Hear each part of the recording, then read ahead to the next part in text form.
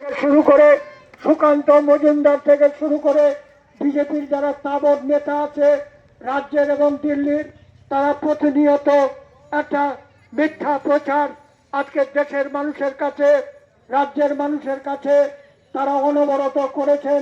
এবং সবচেয়ে বড় কথা যে এখানে ভারতবর্ষ গণতান্ত্রিক দেশ, ভারতবর্ষ ধর্মনিরপেক্ষ দেশ, ভারতবর্ষের প্রতিটি নাগরিকের সাংবিধানিক অধিকার আছে।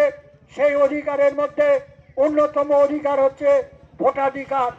একটি মানুষ স্বাধীন মতো দাঁড়াতে পারে, একটি মানুষ স্বাধীন মতো তার মত দেওয়ার অধিকার আছে সংবিধানে। সেই অধিকার বিজেপির দেওয়া নয়, সংবিধানের এই অধিকার নরেন্দ্র মোদীর দেওয়া নয়, সংবিধানের এই অধিকার অমিত শাহ দেওয়া নয়, সংবিধানের এই অধিকার মমতা ব্যানার্জির দেওয়া নয়। এই অধিকার আমাদের ভারতবর্ষের সংবিধান দিয়েছে ভারতবর্ষের প্রতিটা নাগরিককে। আজকে সেই অধিকার কেড়ে নেওয়ার জন্য ষড়যন্ত্র হচ্ছে, সেই অধিকার থেকে মানুষকে বঞ্চিত করার জন্য আজকে ষড়যন্ত্র হচ্ছে। এবং এখানে হিন্দুর নামে, মুসলমানের নামে, রোহিঙ্গার নামে, বাংলাদেশি নামে আজকে মানুষকে বিভ্রান্ত করে, আজকে বিভেদ তৈরি করে আজকে একটা অস্বস্তিকর পরিবেশ আমাদের রাজ্যের গ্রামে গঞ্জে সর্বত্র আজকে তৈরি হয়েছে।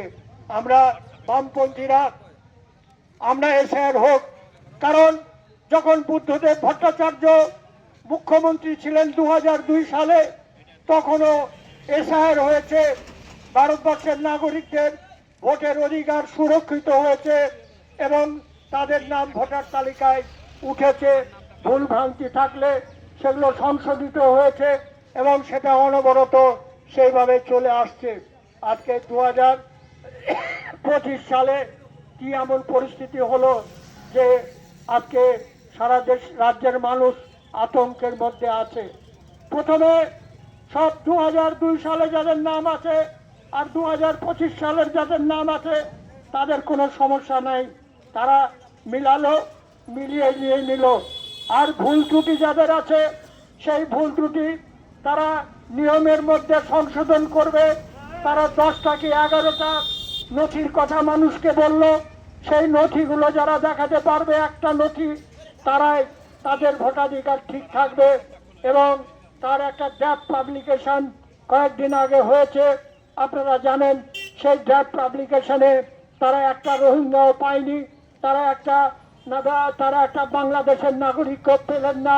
তারা এবার অজুহাত খুঁজতে লাগলেন যে এতে তো 1 কোটি নাম বাদ দেওয়া যাচ্ছে না, এতে তো একটা রোহিঙ্গাকে বের করা যাচ্ছে না খুঁজে, একটা অন্য কিছু তো বের করা যাচ্ছে না।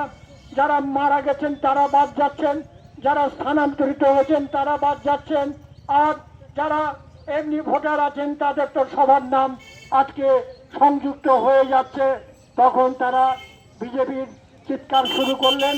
নির্বাচন কমিশন তাদের দালাল হিসাবে তিনি এবার ফন্দি ফিকির আঁটতে লাগলেন, দৈনিক একটা করে ফন্দি ফিকির আঁটছেন এবং ফন্দি ফিকির এঁটে তারা আজকে তাদের হয়রানির মধ্যে মানুষকে ফেলছেন।